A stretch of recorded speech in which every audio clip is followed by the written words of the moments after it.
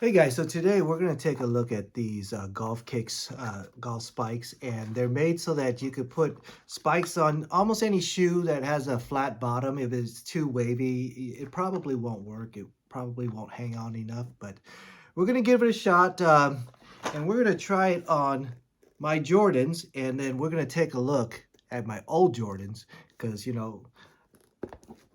they're just not that good anymore. But I already installed it, but we're gonna take a look at it and we're gonna give it a shot on the golf course to see how well it works.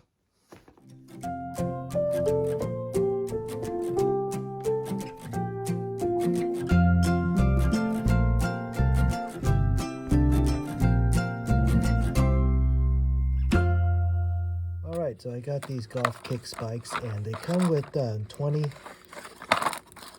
pegs, and you can scan the video to see the instructional on how to do it. But it comes with these 20 spikes, and I just installed them. I'm trying to conserve and use 20 spikes for 2 pairs of shoes, but we'll see how that works.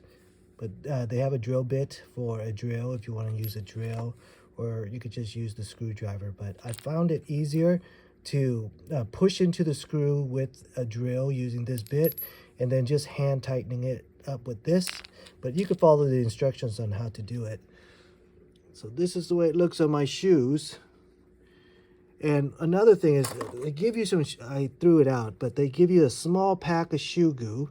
And honestly, I don't think it's enough.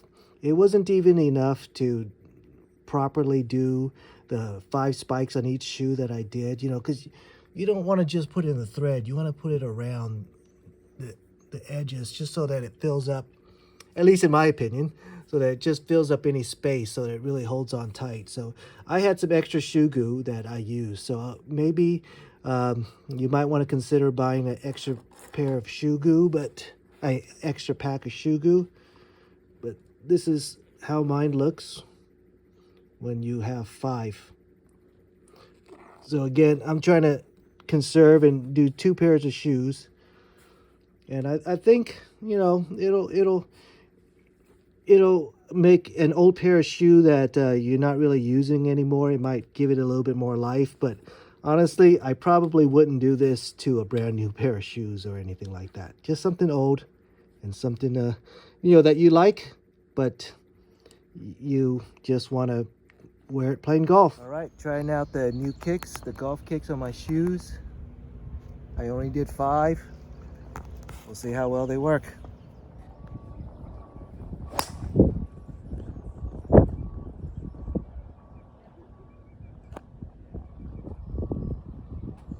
All right, let's take a look at them. They're holding up pretty well.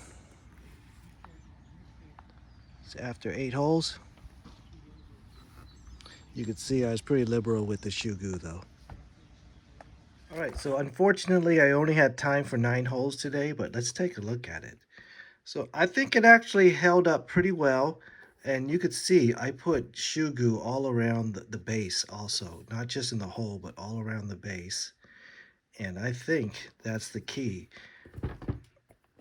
None of them fell off, and you could still see the shoe goo that's there, and it's still on the base and it's holding tight. So I think that's a good thing, and it's the bottom of the shoe. It doesn't have to be pretty.